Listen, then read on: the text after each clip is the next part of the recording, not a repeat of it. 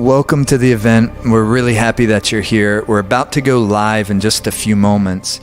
But before we lift off, there's a few important things we want to make sure that you're aware of so you get the best possible experience out of this. First of all, the sound current is supremely important to us, the musical experience. So if possible, we really encourage you to use good speakers or headphones to experience the class with. Second, if you have any pre-existing injuries, please take care of yourself, modify as you need to. Don't risk exacerbating an injury because of a yoga exercise.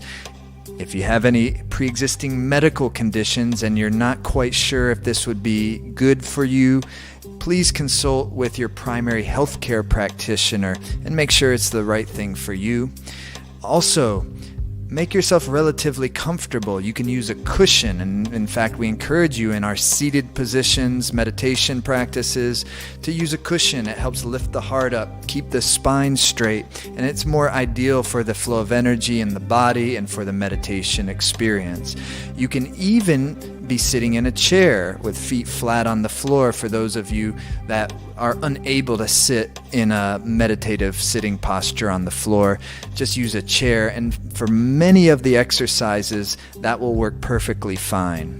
And then lastly, if you're having any problems with the video streaming, try refreshing the page, or if you see a gear icon on the video, adjust your resolution. If you're new to this type of thing, just take care of yourself. If there's something that you don't quite understand, I wouldn't worry about it too much.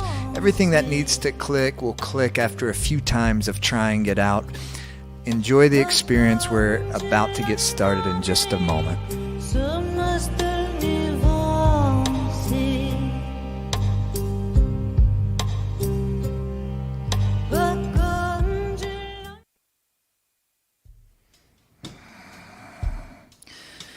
Hey, welcome everybody. So great to be here with you, and so happy that you decided to be here with us. I think this is going to be a beautiful experience. I'm personally very much looking forward to this and have been very excited to do it with you. Happy full moon. This is the full moon that in the Indian traditions they celebrate as Guru Purnima, where we give thanks for our teachers, our mentors, our guides, our gurus, those who have helped us along the way. And so it's a beautiful night to be doing something like this, I think. Any full moon is a good time to be doing something like this, because when we are to the full moon part of a lunar cycle, that energy of life is at its crescendo. And that's why sometimes you have more activity in emergency rooms and police stations when it's a full moon, because everything's at a crescendo. And so if our life is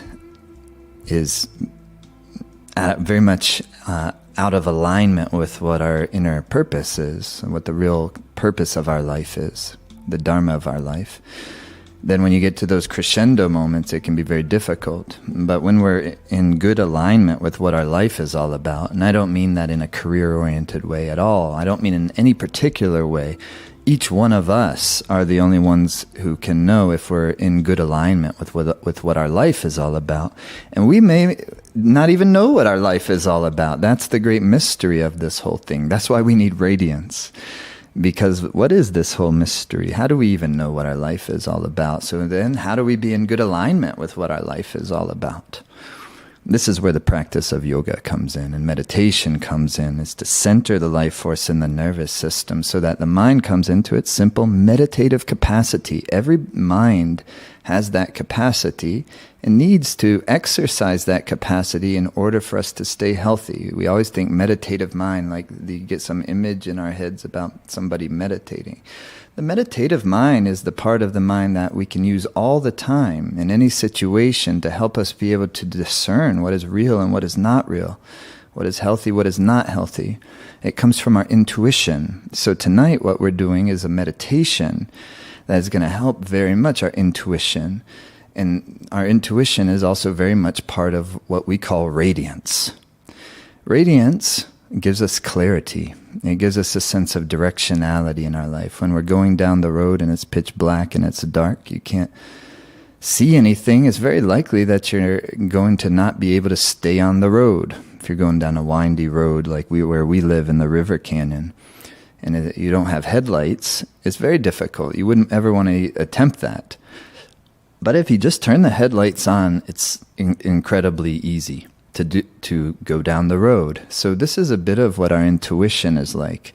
This is a bit of what radiance is like, is that we may not understand fully or intellectually what radiance is, but we definitely know it when it's present.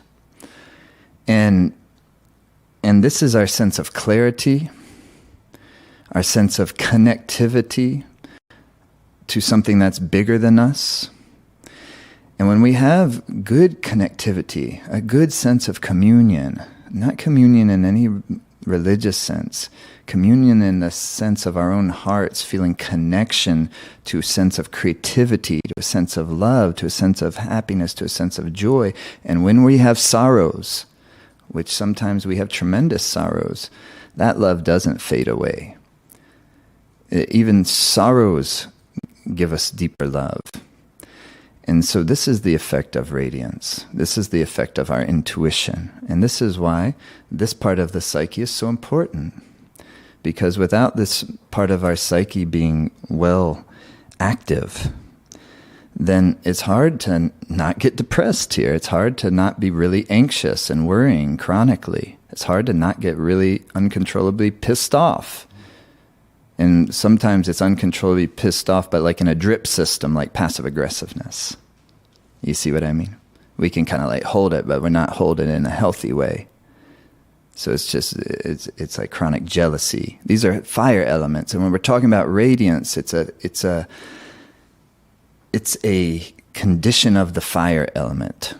It's the subject matter becomes the fire element of the body and mind, the human organism, 5 great elements: earth, water on one side, air, ether on the other side, air and space on the other side. And in the middle, though, is the fire element. If there's too much earth and water, then the fire can't shine. It's too muddy. If there's too much air and ether, it creates wind activity. Then the fire gets blown out. And then there's no luster for the life, or there's a lot of luster and then nothing at all. And then like a lot of luster, like a wind that comes and blows on a campfire and makes it real, real big for a moment, and then it comes down. This is when the prana is in an arrhythmic, non-rhythmic state. And therefore, in Ayurveda and yoga, we say the vata comes high, which causes sometimes like big bursts of energy and then big crashes of energy in our life.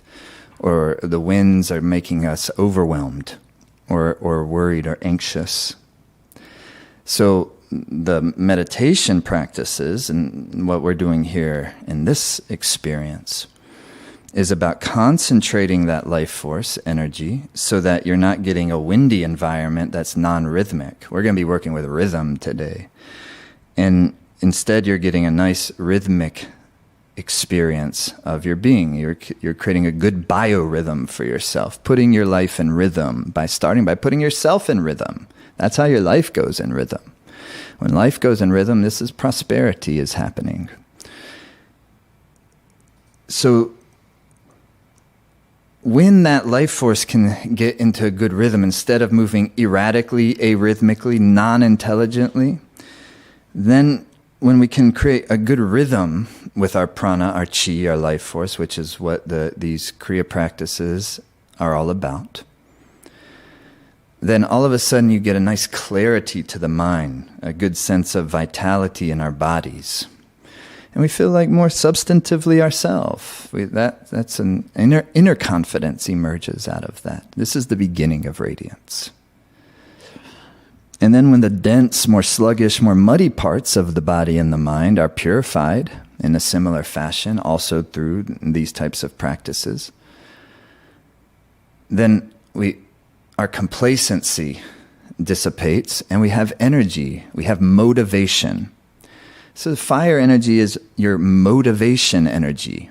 as well. This is why Mars is a fire planet, is your motivational energy, your ambitious energy, like Aries. This is fire element. But if that ambitious energy is overly ambitious, what would make anything overly ambitious is it's trying to rush things, it's trying to push things, it's not in synchrony with the dharma of life, with the deeper purpose of life. Being in alignment with the deeper purpose of life means being in alignment with nature herself. And so being in rhythm with the seasons. So not just the autumn, winter, spring, summer, the seasons of our life. Be in rhythm with the season of our life where we are right now. Train the mind to stop wishing that it was a different season than it actually is. When the mind is fine to wish, but when the mind is doing it chronically and habitually and subconsciously, meaning we wish our lives was somehow different than it actually is right now. This is about having presence. How can we have presence if we're subconsciously, habitually wishing our life was different than it actually is? And that's hard, especially when our life is tough in that particular season. And a lot of us have been in tough seasons of our life. But there's some medicine there. It's a bitter medicine, but it's a medicine we must take. That's life is delivering us. And so then, when we have good presence, it calms the chi. And so it, again, puts it in a deeper rhythm. When we're able to embrace what is happening. But how can we embrace what is happening when what is happening isn't what we want to happen? It's hard to do. This is tender work of the heart, and then also subtle work of the mind. To refine the mind's habitual tendencies is subtle work. So it takes mindfulness. But why I love the Kundalini Yoga Kriya practices so much is it really helps that whole process quite a bit. To use actual practices that puts the life force in the center of you, gives the mind a relative contentment and clarity. It allows us to see more clearly. When we can see more clearly, then it isn't as hard because we can see that actually what is going on in our life right now is perfect. We can see it. We can see it with our radiance. Through our radiance, we can see it with our own awareness, with our sense of being. I don't mean to make this radiance thing sound like sensationalized, because actually the experience of it is quite ordinary, because it's totally natural. We're not talking about things that are supernatural here. We're talking about things that are extraordinarily natural. And so extraordinary, but totally natural, innate to all of us. Your intuition is a natural experience. It's not that some of us have intuition and other people don't have intuition. All of us have intuition. We may need to cultivate it. We may not be aware that we have intuition, or we may be having intuition but not even aware that that's what it is. So these are the types of things that these practices and the courses that we have, they help us to do. They help us to learn how to pay attention to these things. They help us learn how to pay attention to the subtle parts of our being that are, in a certain way, the most important parts of our being, because it's our very mind. And I don't care how good things are going in our lives, if the mind isn't well, it doesn't matter. It just doesn't matter. And so when the mind is doing well, regardless of its ups and downs in life, you're going to do well. Life will be going well, because in the hard, dark times, you're going to get a deep type of love that you just can't get from the peak of the mountaintop. But when you're at the peak of the mountaintop, also you're going to get a type of love that you can't get down in the dark, deep, shadowy parts. So it's embracive of all of that life is delivering. It's the experience of that the center of life is intelligent, that the center of life is love. The center of you and I is intelligent and love. This is the idea of the yogis. It's the experience of the yogis. It's not just an idea. That what we are endeavoring to have that experience for ourselves. It's not just philosophy. This is attunement of the mind, the body, the nervous system, the endocrine system, the immune system, but also the subtle bodies, the negative mind, the positive mind, the neutral mind. The neutral mind is the meditative mind. It's what helps us see what is real and what is not real. Negative mind is protecting us from dangers. Positive mind is looking for opportunities. All important natural parts of the mind. But if there's too much negative mind, it goes negativity. If there's too much positive mind, it's delusional. Neutral mind is the meditative, intuitive mind, and it's a part of the psyche. It's called in Kundalini Yoga the fourth body, the neutral mind. The neutral mind is where we have clarity. We have a physical body. We have what the yogis call the arc line. You see it depicted almost like a halo in both Christian and Tibetan iconography, with the tankas, the Buddhist iconography, with the tankas, with the halos over the deities. The arc line is called like the nucleus of the magnetic field. And you have the magnetic field, what they call the auric body. And the pranic body, the subtle body that's inhale deep, exhale, that moves the life force. Your chakras. This is all part of the psyche, though. Once again, it's unpacking the architecture of ourselves so that we can understand how we operate. And then we can, there's nothing wrong with me after all. Don't you love that? Isn't that why we go to astrologers, a lot of the reasons, or some of us go to intuitives or get tarot readings?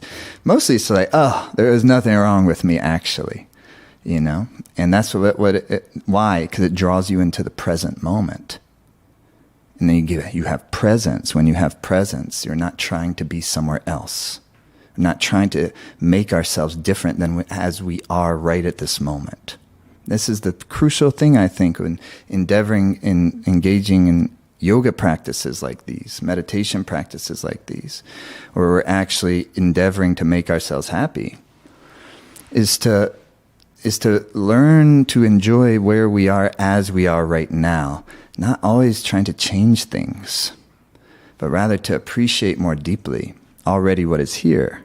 This is foundational. It's fundamentals. It's not fundamentals though you learn at the beginning and then you move on. It's fundamentals we have to keep alive in our life all the time, ongoing.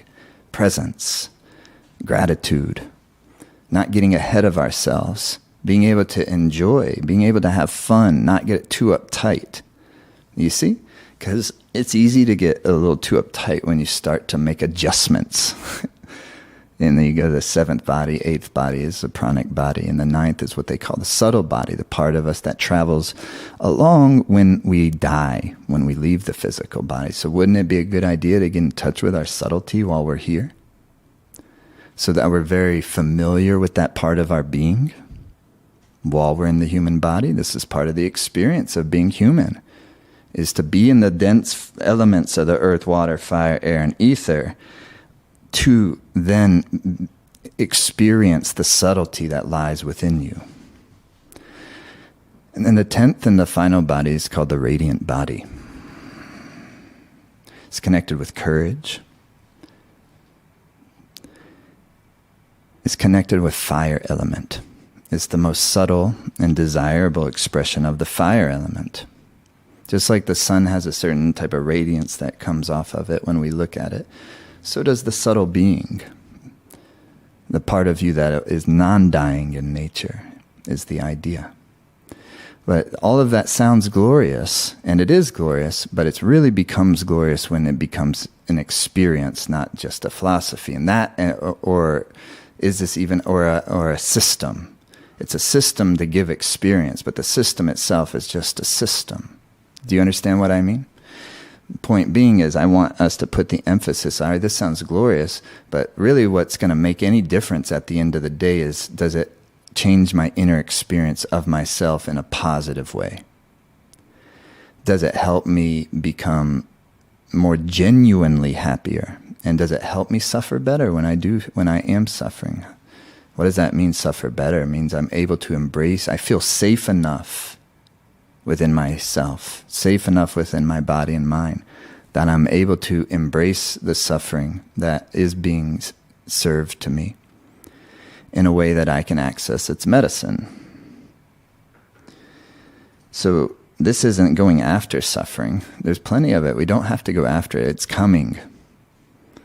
So instead, we learn to soften to that and to realize it's not only a negative. Every positive has a negative, and every negative has a positive.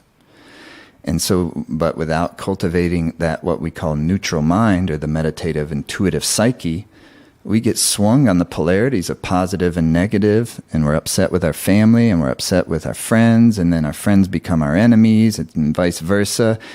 And that's all part of the play of the human experience. We're not denying it. We're not even renunciating away from it. Those of us who are householders, we live in the world, we have families, we have jobs, we have kids, we have to be involved in the drama. But to be able to be a part of it and live in a dharmic way, meaning in a way that the natural direction and purpose of our life is becoming more and more clear to us, then all of these things are not the most substantive thing, and we're able to travel through our life with a more lightness of being, and thus we're having more fun, and we're happier, and we're able to enjoy things more. Because we're able to be compassionate with our friends and with ourselves and with our family whenever difficult situations arise. And we also have the radiance, which gives us wisdom. And wisdom tells us where we need to set boundaries in this context. It tells us all sorts of things.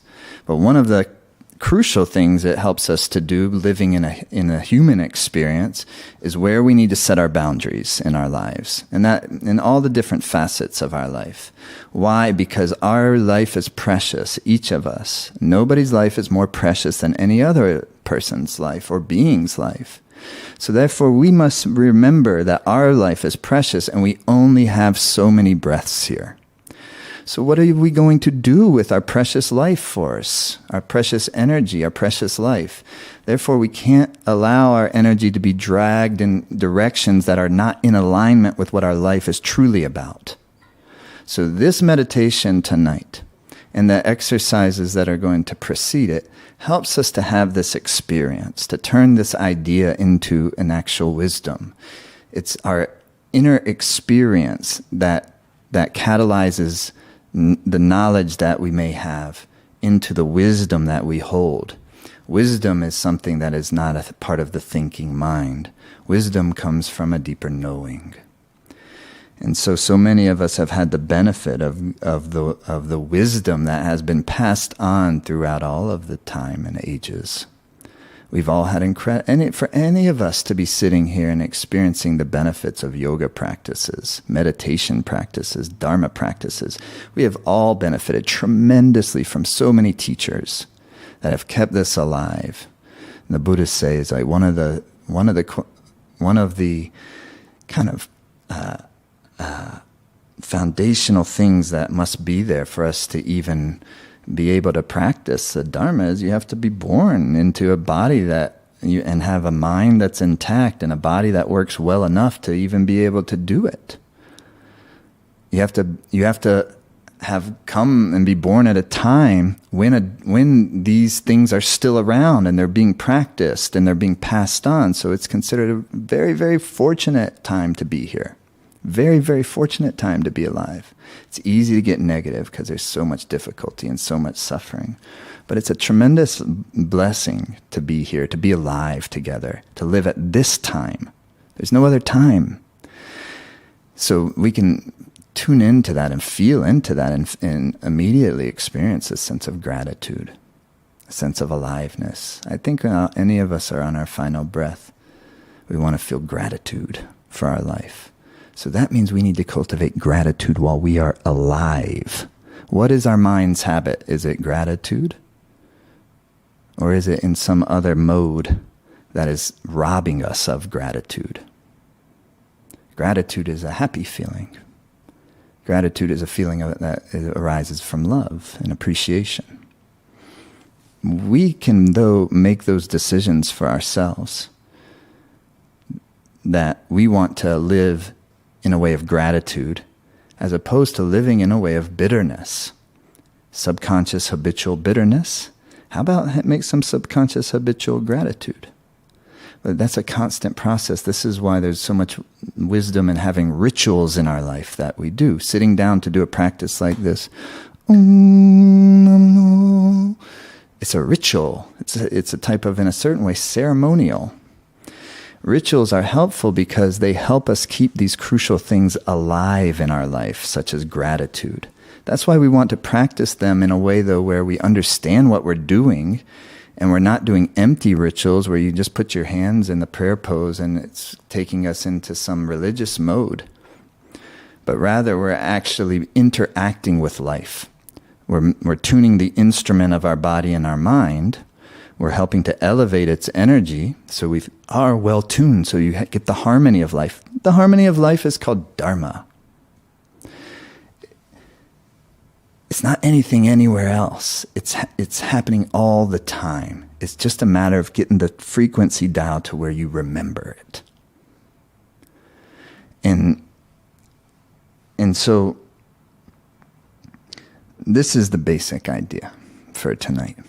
And I think this is something that, as we open this space and go on this little meditation journey together, it's with that spirit of tuning our instrument, of bringing up the good virtues of love, gratitude, kindness, compassion, intuition, self-confidence, all the good stuff. Prioritizing it in our life. It's a ceremony of that, of prioritizing all the good stuff, the lasting things. What is always going to work, to be around, and what will only be around only for periods of time, seasons of our life. Our body will only look the way it currently does for a season of our life. But what stands the test of time? This is the discovery of yogis like you and me. All right? Let's begin. Take your hands into the prayer pose. Inhale deep.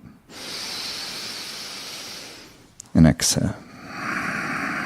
Nice pressure. It's not aggressive, but there is a nice presence of firmness into the palms together.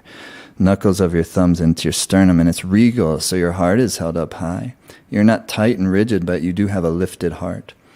And the shoulder blades relax some, and you feel how this beautiful posture helps to center the energy in your heart.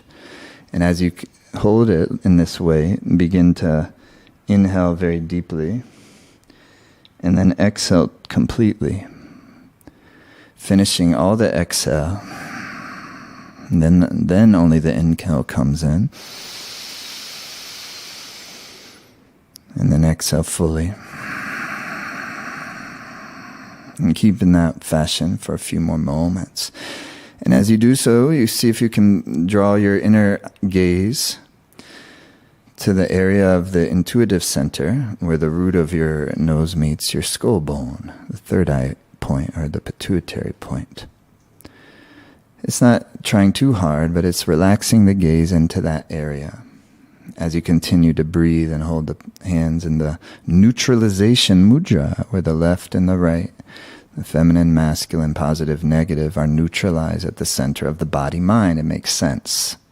Why not work with our magnetism, not just with the body?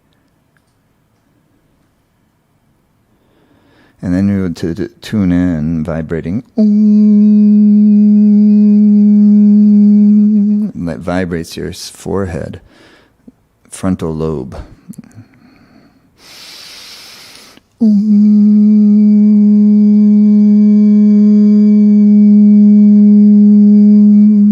Again, like this.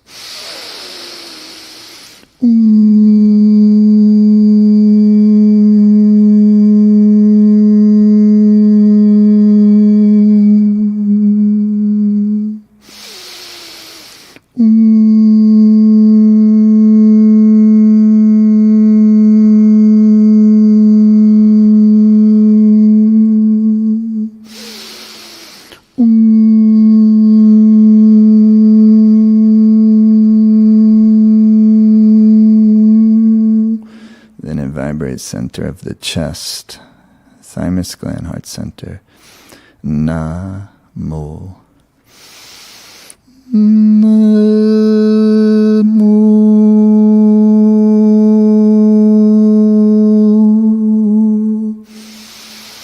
Na-mo.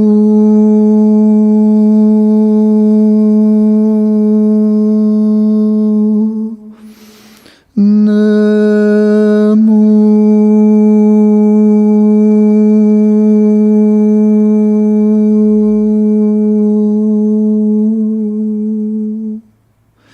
is attuning to the subtle nature of things.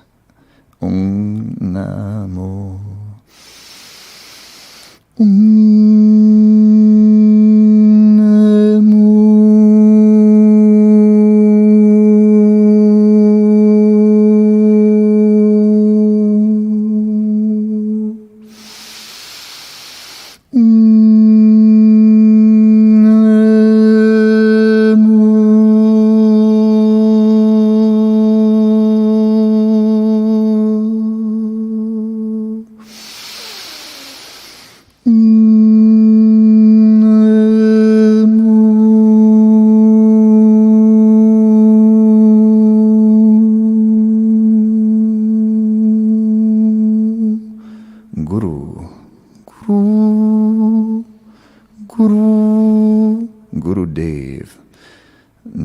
When you chant Dev, your navel comes in. It's like a lifting energy. Guru. Guru Dev. Guru Dev. Namo.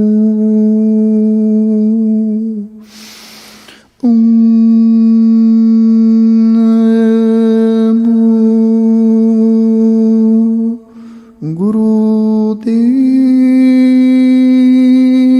Namo.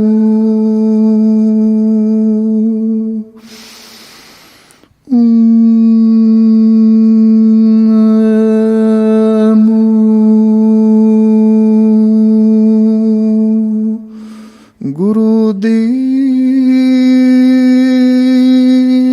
Namo.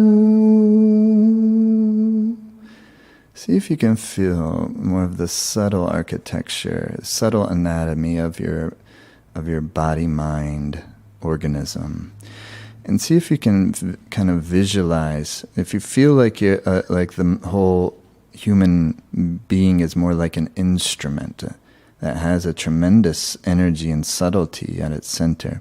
See if you can feel vibrating the sound through a central kind of channel that goes through the instrument of the mind-body. And by using the mantras in this way, we help to kind of use almost like a resonation chamber to help to tune the mind, to tune the body into its natural intelligence.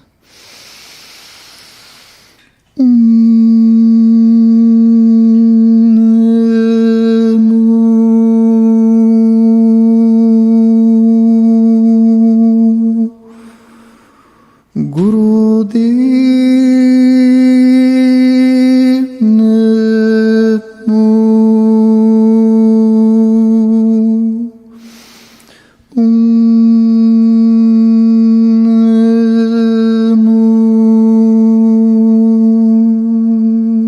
Guru Dev Namo. Guru Dev Namo. Yes, it's beautiful. Come now, inhale deep. Shake your arms out a little, have a sip of water, then come on the hands and knees. We're going to move a little bit. A few of these are going to ask you to actually maybe get out of your chair if you're in one. But ideally, if you can be on the ground somewhere to do some practice, that's great. But most of the stuff that we're going to be doing, you can do sitting in a chair. But we got a few of these that we're going to see if we can get our energy moving some and get our fire destagnated. Okay, come on the hands and knees, please. Or start cat-cow. Inhaling, the head is coming up. Exhaling, the head is coming down. Nice smooth rhythm. We're in no rush whatsoever. Especially Kundalini Yoga people. Let's not start too fast. Let's start with a moderate pace and bring presence to the breath. And then you can start to create your rhythm from there. But mostly putting attention now as you exhale to also tuck your pelvis under so your lower digestive system is massaged. and making a nice suppleness of your spine. At first, you might really stretch out the muscles of the spine for a few repetitions, but then you're going to start to establish a groove, a rhythm, and make suppleness of the spine. And put extra attention into the depth of your breathing. And give yourself a rhythmic, substantive breath.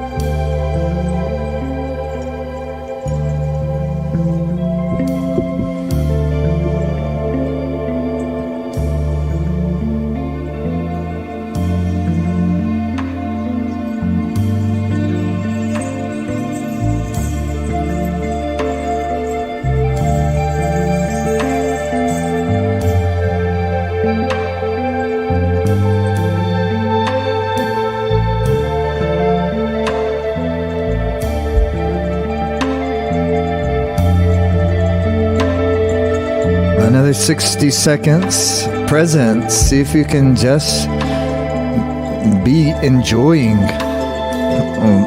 what we're doing right now. Surrendering the mind's tendency to always be manipulating the situation. And just feel the breath, feel the body, feel the vibe.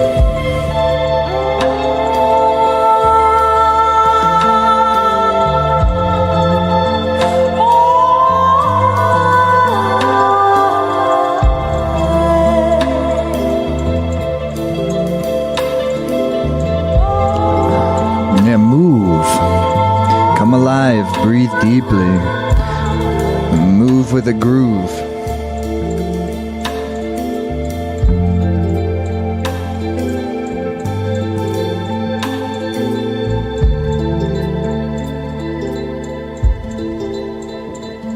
Inhale, head is up. Oh my goodness, keep going. And exhale, head is down. And come sitting up on the heels. That was called accidentally on shuffle. Okay, you're sitting up on your lap. Hands are on your knees. You'll be doing like this. Yeah? Make it on your sit bones. Hands on your lap, chest lifted. And you're going to be inhaling, lifting, exhaling back. Just like this.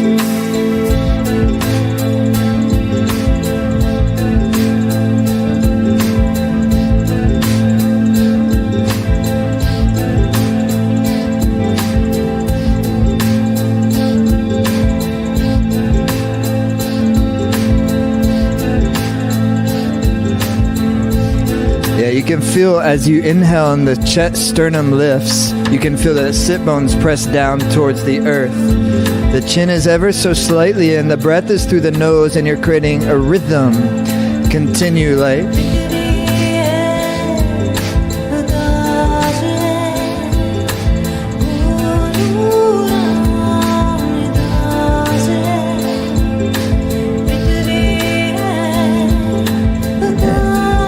Keep going. Prithvi, the earth realm. Akasha, the ether realm, the heaven realm. Guru Ramdas, the mighty realm of the heart. It's the balance. The lower triangle, the upper triangle. Balanced at the center of the chest. 20 seconds. Continue with the rhythm. Num, sut, num, sut, num, sut, num.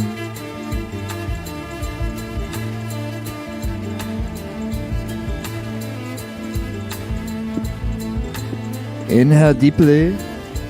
Suspend the breath in, and please, if you can, lift through your pelvic floor. Soften the upper body. Relax the gaze, third eye point. And then exhale. Fantastic. And then come back sitting, easy pose.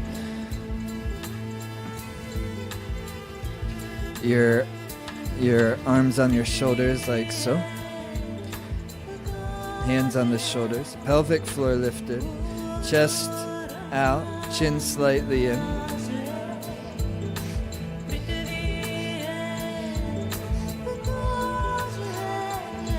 Inhaling left and exhaling right.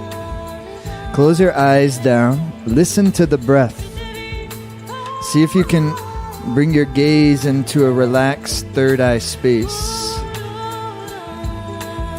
And see if you can make a deep rhythmic breath.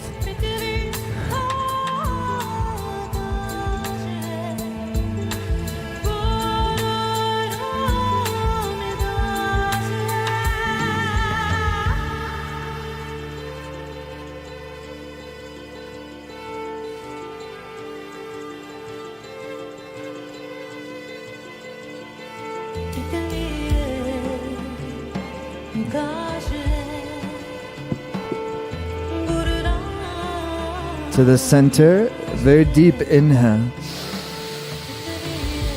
Suspend the breath, lift the pelvic floor, mulban. Soften the heart. Meditative gaze, third eye. And exhale. That's called neutralization of the prana, neutralization of the psyche, neutralization of the mind-body. Now, physiology is supported with good vitality, mind supported with contentment, confidence. Hands on your knees, chest lifted up. See if you can be on a cushion, it helps. Sit bones connected, chest lifted, and like this, like.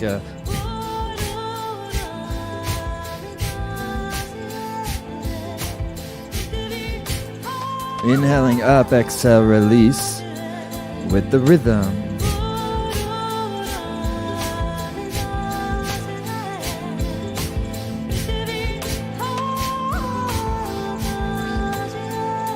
Strong yet gentle. The breath is what makes it strong. And it's then opening up the channels of the body in the upper back, neck, and shoulders, while helping to alleviate this accumulated tension from life.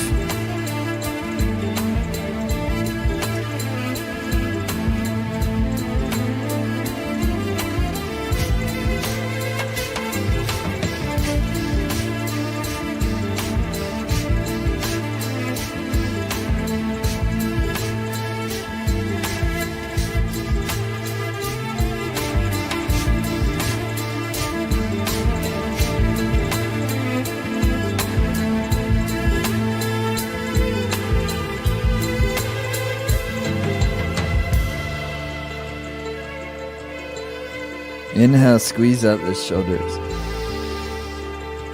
Exhale, release. And then keep your heart lifted. Gentle neck rolls. Jaw relax, tongue relax, mind relax, and just enjoy. Other direction.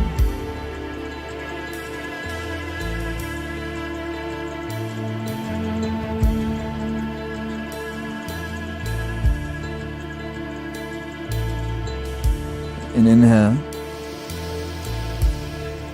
Exhale. Stretch your legs open wide.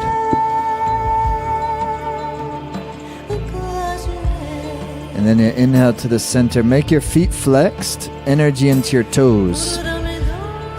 You and I may not have the same flexibility Megan has. Do you? Inhale to the center. Turn to the left. Exhale. Hinge down. Not worrying about touching your toes. Just opening, exhaling down. As you inhale, fill your lungs. A little more emphasis on the breathing part and not worrying too much about what your current degree of flexibility is. Breathe deeply and open.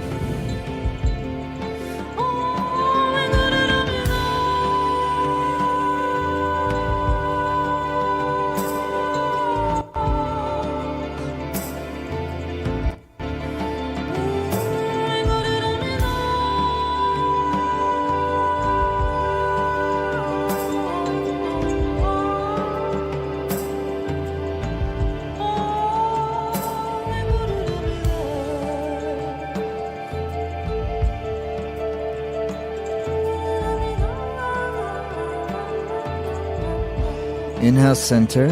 And then if you could open a little bit wider if your body allows, and continue for just a few more moments. This time putting special attention with every inhale to fill your lungs with good oxygen-rich air. But fill your body with good elevated prana, chi, life force.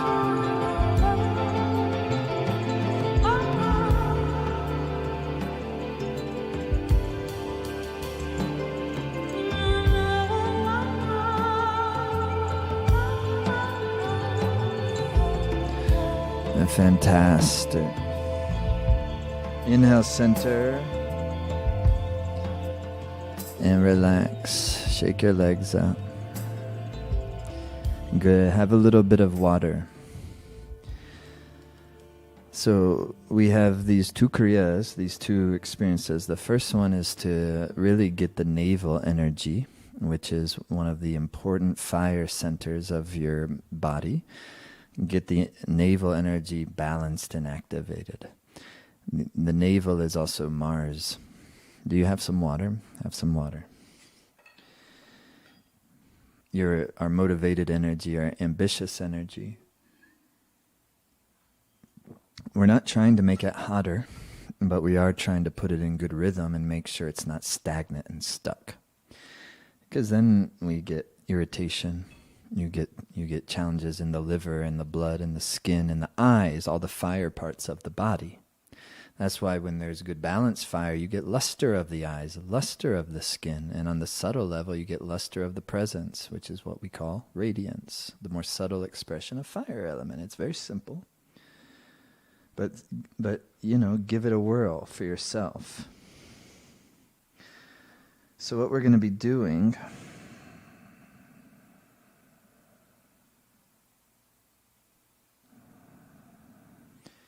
is first this breath of fire. And for ladies, if you're on your moon cycle right now or pregnant, then just long deep breath instead of breath of fire. And it's not necessary to do the navel exercise that we'll be doing in a moment. So this is about 3 exercises to bring your fire into good rhythm, to strengthen your digestive system, empower an immune system, to strengthen your magnetic field. Okay? So the breath is an equal and opposite inhale, exhale. It's like see, it need not be aggressive. If you're learning it the first time, then it might take a little more to get it going. But it's like a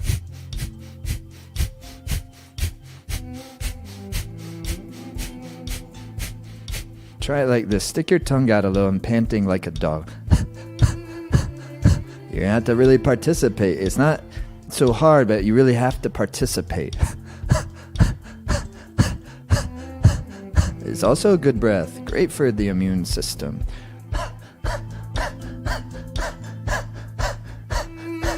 Now keep doing it, but close the mouth through the nose.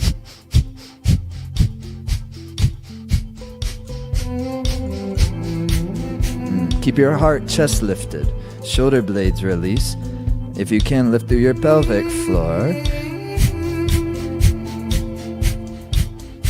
Close your eyes. Draw the gaze, third eye, where the root of the nose meets your skull bone. Softening the heart, but put the navel in rhythm.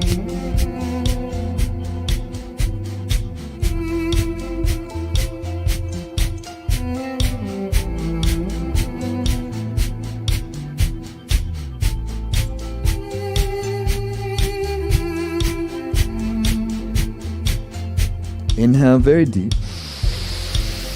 And suspension of the breath, suspension of the mind.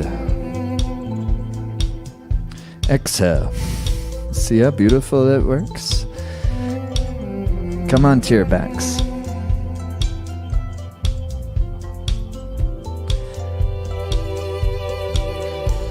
You know, we do it with good presence, but we don't have to overpower it. We don't have to feel like we can rush our growth. You know, it's blossoming. It's making sure we're actively blossoming and keeping ourselves healthy and happy. Being an active participant in our happiness is what the practice of yoga is all about. Feet come together. If this one strains your lower back, you'll put your hands under your butt, Mege no Sho. And then the legs come up in the 6 inches to 12 inches and the head up to 6. And you inhale deep and then it goes that same breath.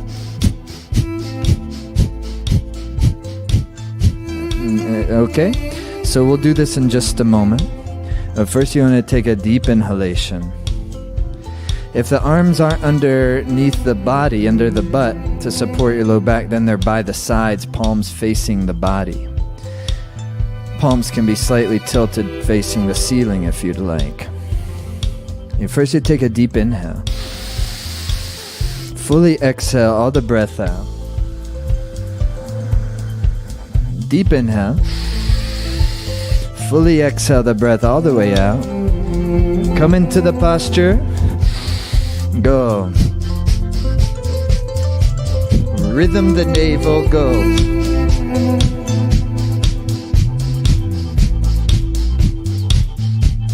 The navel is your abdomen just underneath your belly button.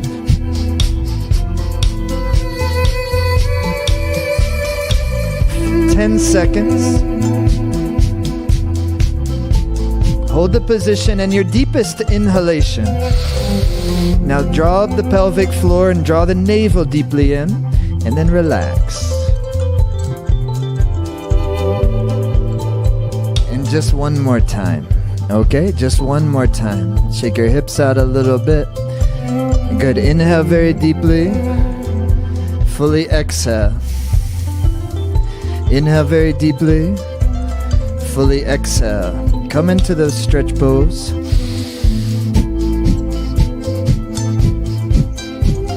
Your inner energy, your ambition, the deep desires of our life, and the vitality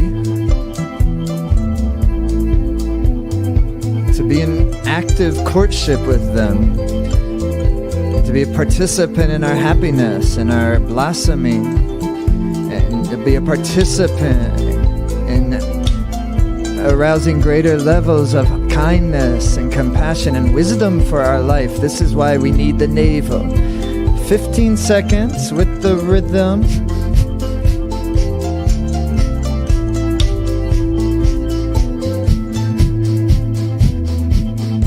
Hold the position, inhale deepest. Draw the pelvic floor up and in. Draw the navel deeply in, maybe so it even shakes. Deeper, the deeper. And relax. Relax, relax, relax. Well done. That's over with. Enjoy the effect.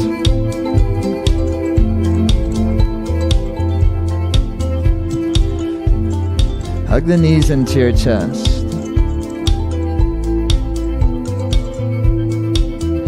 And bring the nose up towards the knees. Inhale deeply. Then exhale, relax your shoulder blades down. And squeeze up otherwise. Inhale deeply, shoulder blades release. And move the navel in rhythm. Total metabolic reset. And go into the rhythm with it. And go.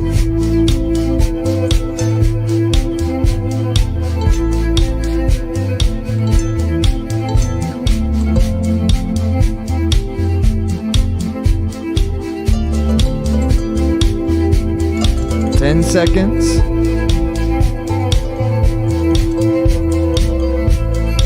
Inhale. Squeeze up the body. Squeeze up. Relax. Relax, relax. All the way relax. Very well done so far. Relax.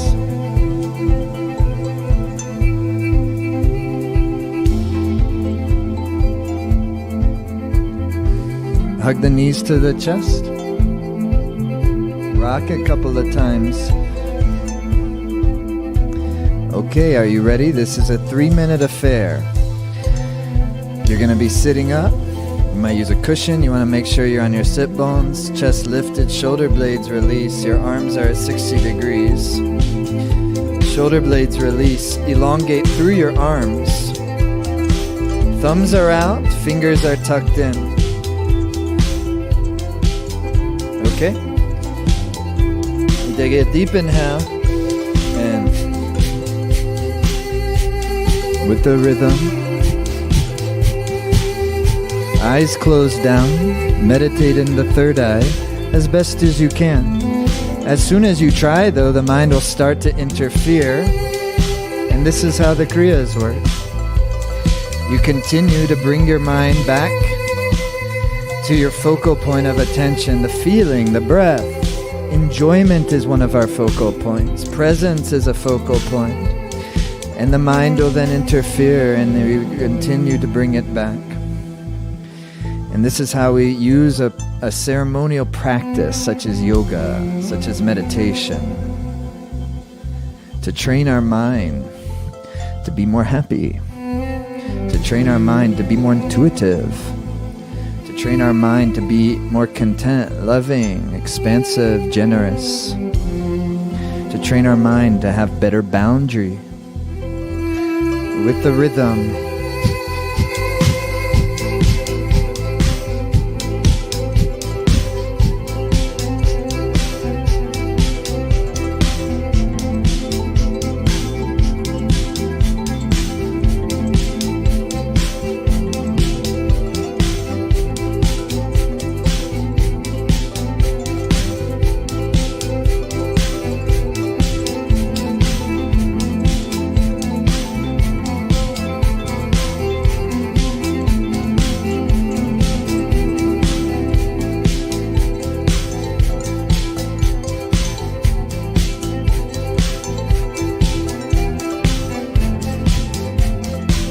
If you can have your shoulder blades release and your heart feeling of softness, chest out, then you can feel also how your navel helps to move the prana up into your heart from the lower part of the body where it tends to be more constricted and stagnated.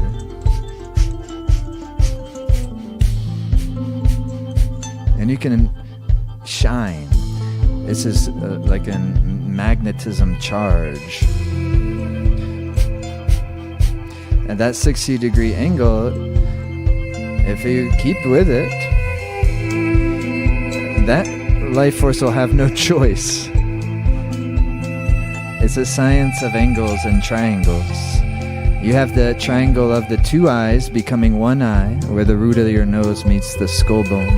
The angles of the arms at 60 degrees. The release of the shoulder blades. The brilliance of the heart. This is our radiance. 30 seconds.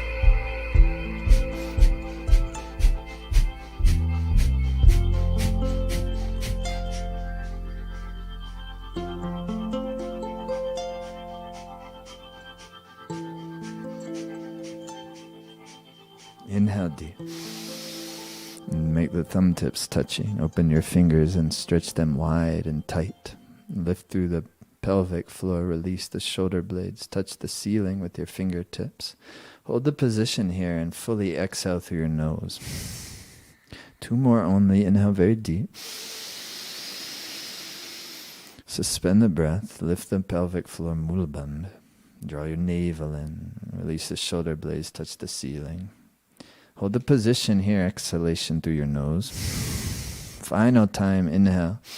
All of that again, elongation through the spine. And then relax. Bravo.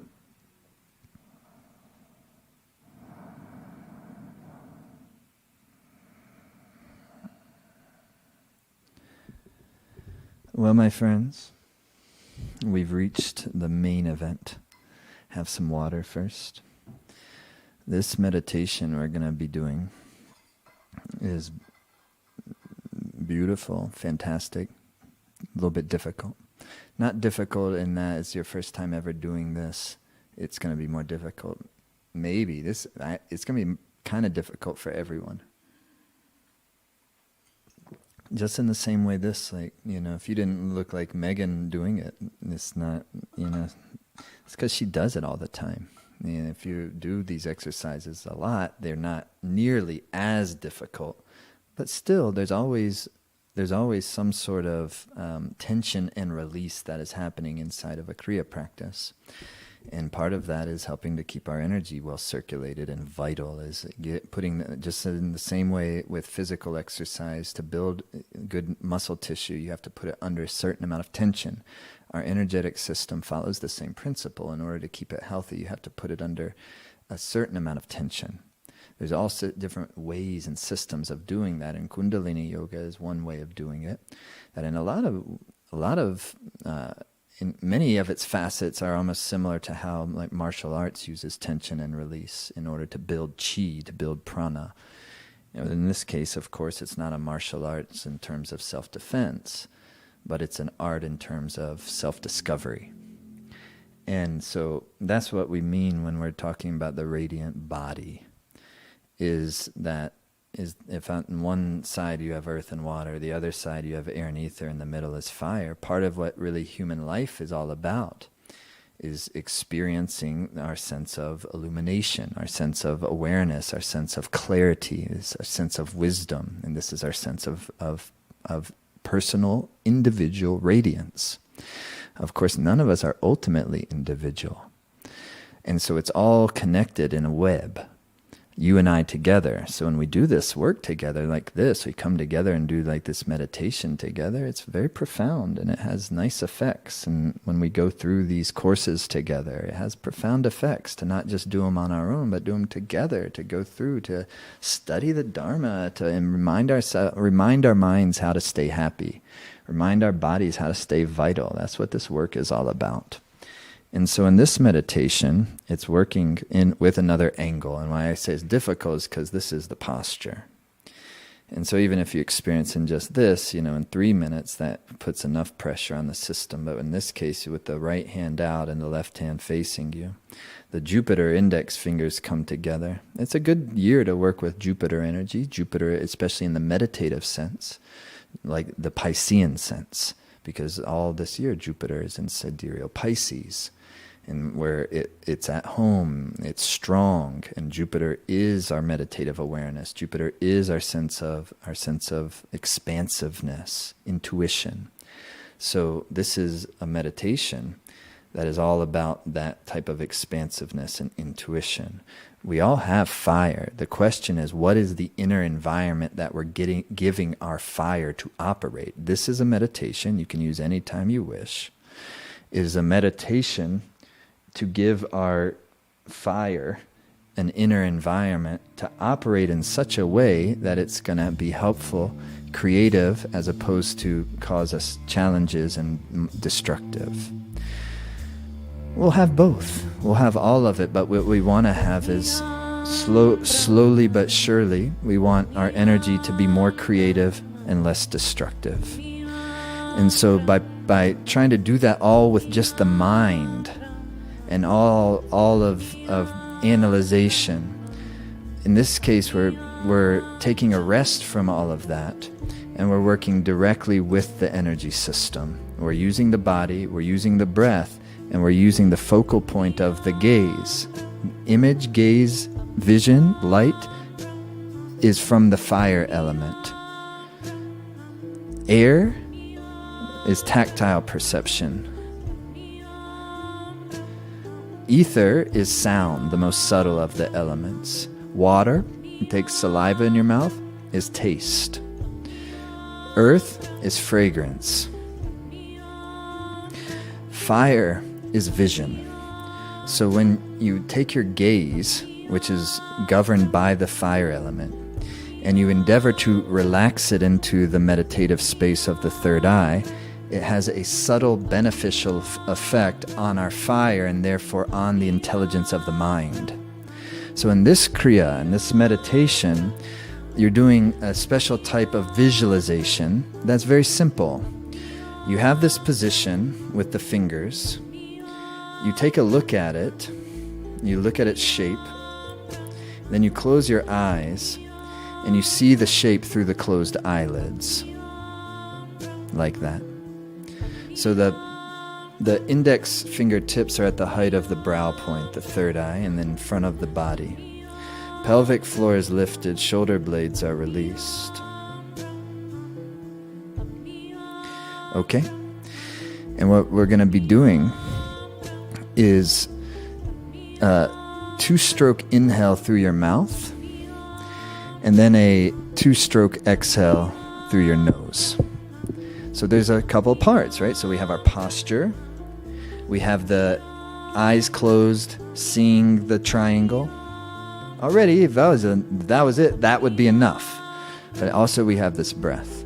Your breath is the starting focal point. Once you get the breath down, then we can move on to the visualization, and I'll remind you along the way.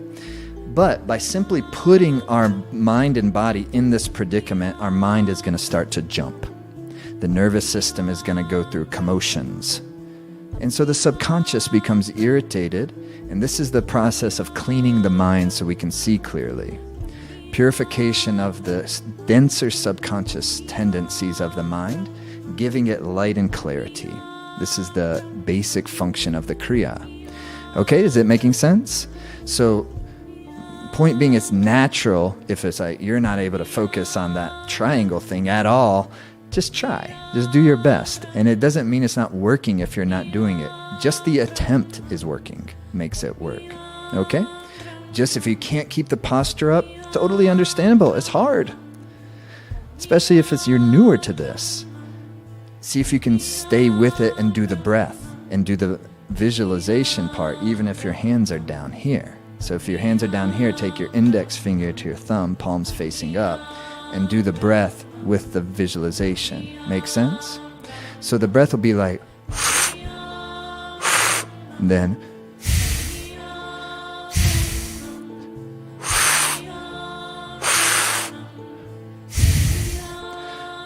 so it's O-shaped puckered mouth and two deep strokes to make the inhalation. And then through the nose, two strong strokes of an exhale to make the exhalation like this.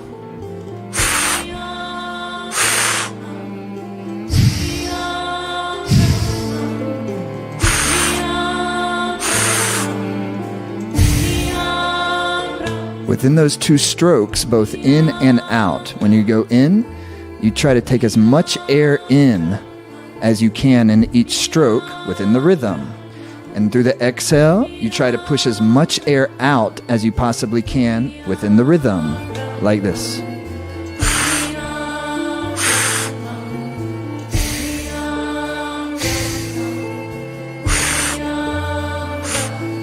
Let's go.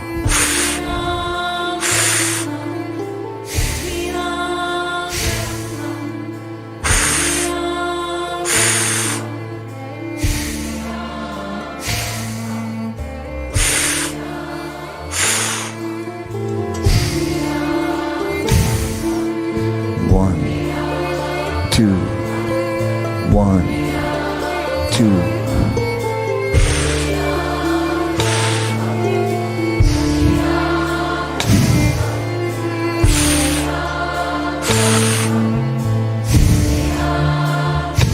Keep going with the breath.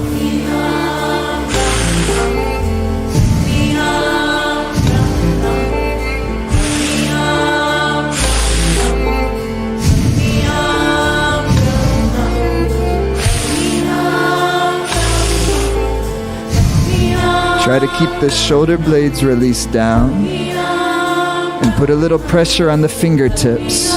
Your right hand is facing away from you. Your left hand is facing towards you.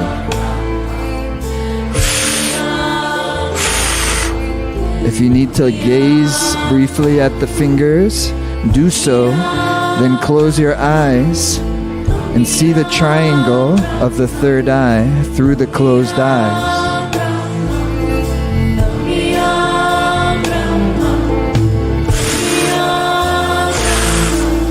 And use the rhythmic wind of the breath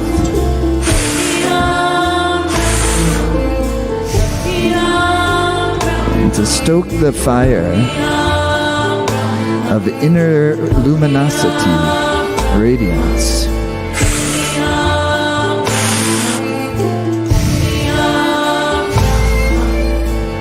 With every stroke of your exhale, pull the navel in.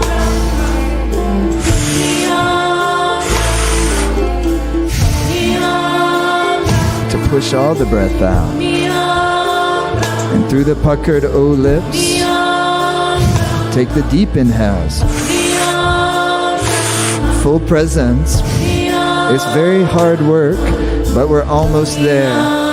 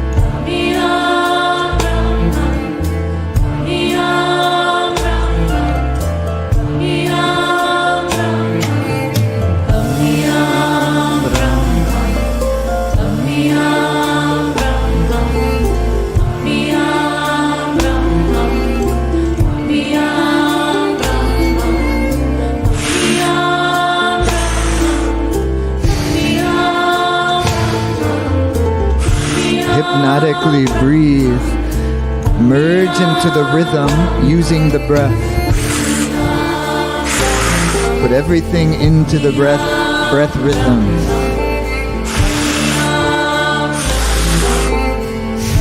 See the triangle of the fingers. We're almost there, my friend. Stay with it. Keep the heart lifted, the shoulder blades release. A pelvic floor will help you if it lifts up.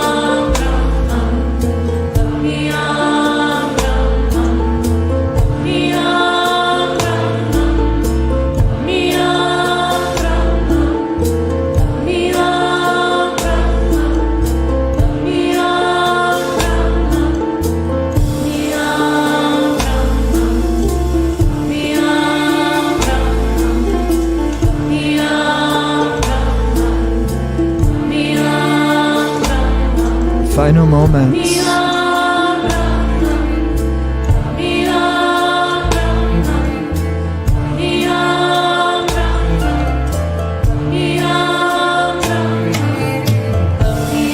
Press the fingers together. Final moments. Full breath. See the triangle.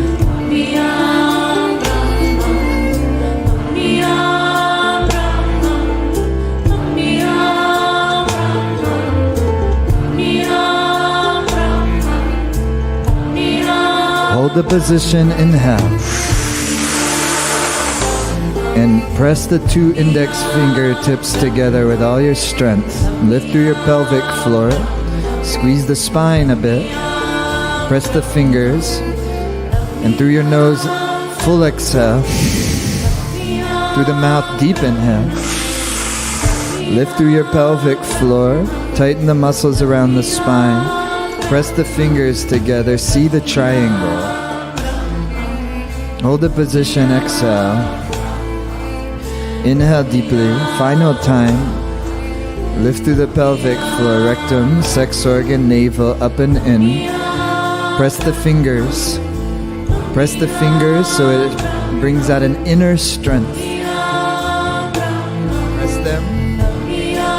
And exhale and relax into a meditative zone, meditative space.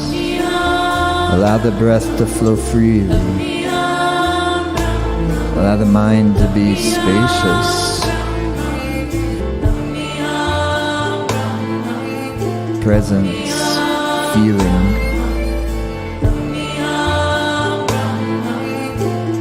Listening.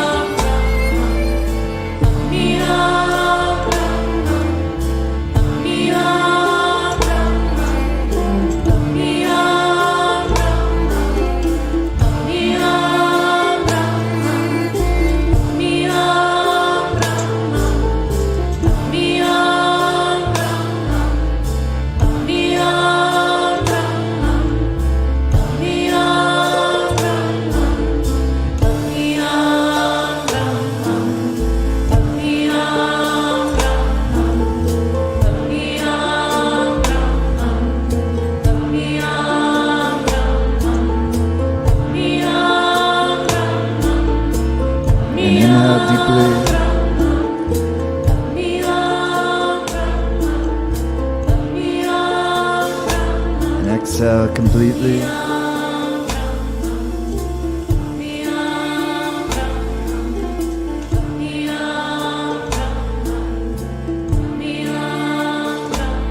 Inhale deeply.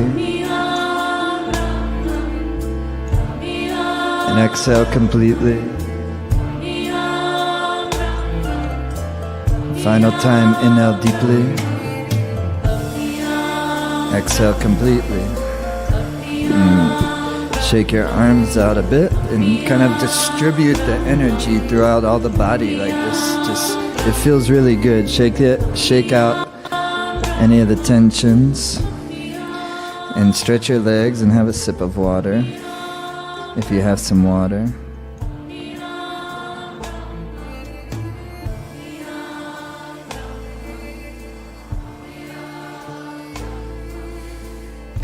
So this is a meditation that you can do anytime. Now you know how to do it. What would be really amazing is if you were joined for this next 10 weeks, which may seem like maybe more than you were bargaining for 10 weeks. But what we're really just saying is this is fantastic stuff, especially even if you do it just once, you can see this is helpful. But the real magic of it happens when you do it with a little bit of consistency for a substantive enough period of time. And 10 weeks is not much time, actually. It's substantive enough. But what I mean is it's not much time in the big scheme of things. 10 weeks to learn something, to experience something that will serve us our whole life is not a lot of time. And what we're saying is 1 to 2 hours once a week for 10 weeks. That's how this radiant body experience is designed for those of you who are excited to jump in with us. Because the way this coursework is crafted is it's not so much that, yes, you are learning something. It's based in Ayurveda and yoga, these teachings. It goes through not only just the 5 elements, but what in Ayurveda is called the 5 subdoshas of each dosha, Vata, Pitta, Kapha. But in yoga, what we're talking about is the 5 winds, the 5 vayus, the 5 pranas that move through the body, understanding how they operate. After all, they govern our digestion. They govern our nervous system. They govern the activity of our mind. This is the inner anatomy of the more subtle bodies, the life force body. And then you go into the 5 agnis, the 5 fires, the 5 primary digestive fires of the body. You have agni of vision. Are you seeing things clearly? It's not just the agni of the digestive system. That's called the Jatar agni, the fire in the small intestine, and in the hydrochloric acid in your stomach. That's why the stomach lining is so thick, because you have all that fire in there to protect the inner layers of the body from the hot enzymes and acids that help digest our food. But you have the agni of the skin. Are you digesting the touch of your life? Or sometimes when there's skin problems, we always look to fire first, and we work with the herbs and practices that'll help that. So there's so much. It's on one hand totally simple, yet profound, sophisticated. But anyone can understand it. You don't need to have a background in Ayurveda and yoga for this to make perfect sense to you. And if you do have a background in Ayurveda, I think you're going to totally love it, because it comes from a unique perspective and angle. And then you go into the 5 nectars, and that is starting with the lining of the digestive system, they call kleda kapha. But you also have the the white matter of the brain tissue, and the myelin sheath of the nervous system, called tarpana kapha. Tarpak kapha comes from the root word, the Sanskrit word tarpana, which means to record. So even all of the traumas, activities, good things, difficult things, pleasurable things, suffering things that happen to us all in our life, and probably from the yogic perspective, lifetimes upon lifetimes upon lifetimes, are kind of recorded in the gooey matrix of the tarpana kapha. So this is part of, so it not only are you learning about that stuff, but as you're going through module by module each week, we are absolutely refining that layer of our being. We're working with the kaphas, we're working with the agnis, we're working with the pranas, so that we're, number one, experiencing them at some level, and then our experience gets deeper and deeper over time. But we're also tuning the instrument, taking care of the whole physical, mental, all the bodies, negative mind, positive mind, neutral mind, physical body, energetic body, arc line, subtle body, radiant body. So that's the pathway that it goes through, and so forth. You can read on this page about all the different modules, and I encourage you to do it. If you're feeling at all inspired to do this, it's a pretty great experience. You can do it on your own time, but each week someone from the Life Force Academy team will be leading the practices, the yoga practice part each week together. If for those who love that community vibe, a lot of people do, that's going to be a possibility for you. And although you can do it on your own and at your own pace, you don't have to do it over 10 weeks. You can move quicker. You can take all the time you want, because if you join the course, you have it all forever. So it's totally flexible to anyone, anywhere. And we try to make these that way so that they're as accessible and easy to use for as many folks as possible. So this is the Radiant Body course. It's a system of going deeply into your mind, your body, in not just like a scientific way, but also like a poetic way. It's not like rigid science. It's about learning to have enjoyment of life, to enjoy the body when you're experiencing it with its subtlety as a well-tuned instrument. You can even feel from this and the music and the vibe. It's about enjoying the Dharma, not just learning the teachings, not studying only, but also enjoying. And so there's a core practice of the course that it encourages you to do on the daily. So you might take the modules once per week, but there's a core practice that it encourages you to do each and every day if you're able to. That's definitely how to get the most out of it. And then you can decide what you want to do from there. And then with each module, it gives you different meditation practice, kriya, to work with that, whether you're working with the vayus, you're working with the agnis, you're working with the kaphas. That's going through earth, water, fire, air, space, but then it's also going beyond the 5 elements into the intuitive space. The first chakra, earth element. Second chakra, water element. Third chakra, Mars, fire element. Fourth chakra, air. Fifth, ether. And here is where you're transcending the domain of the 5 elements. You can read about it in the modules. And so we're starting a new launch of this course. It's one of our most popular courses of all time, the Radiant Body. And we want you to be a part of it. And if you feel inspired to be a part of it. And so we put it on sale as a really great deal. Right now, the regular price of the course is $575. But if you jump in right now, it's a full $200 off. It's only $375. So there's also a payment plan. If you can't swing that much right now, then you can do 4 payments of just $100, and you'll have full access to everything if you're on the payment plan. And also, by the way, if you get any of our courses, and then for whatever reason decide, this wasn't quite for me, that wasn't a decision I wanted to make, I didn't want to spend that money, email our team within 60 days of when you purchase it, and they'll give you a full refund. We've always done that. We always guarantee our stuff. We only want you in there if you really want to be in there. And I think you'll really, really enjoy being in there if you get it and you do it. And so I want to encourage you, if you're feeling the vibes, to do this with us. Would love to have you a part of it.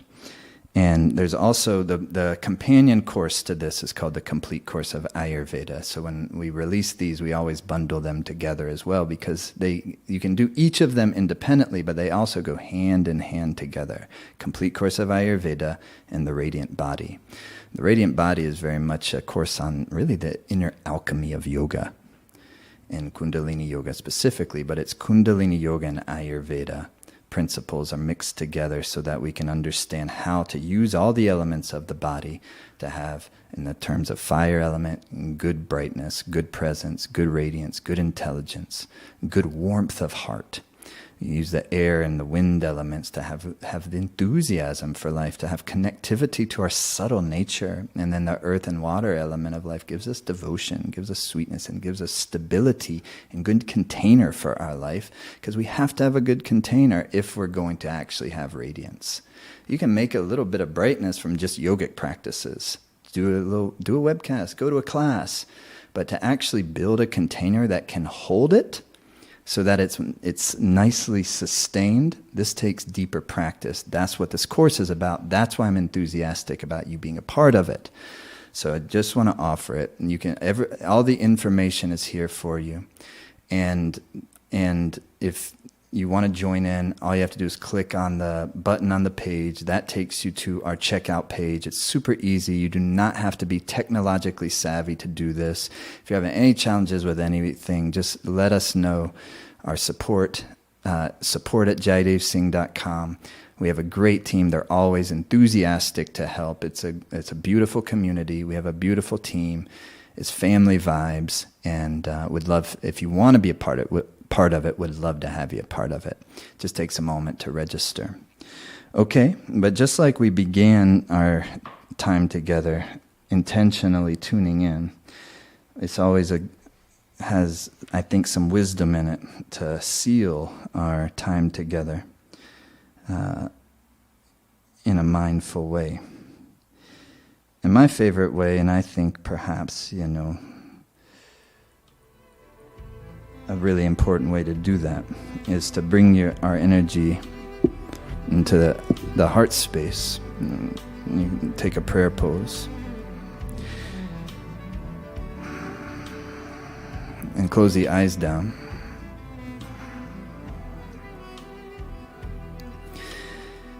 And including our own well wishes for our own life and our own path, but also thinking of those we love in our life, our beloveds, our family, our friends, and giving good well wishes, prayerful energy to them, and also maybe to all living things.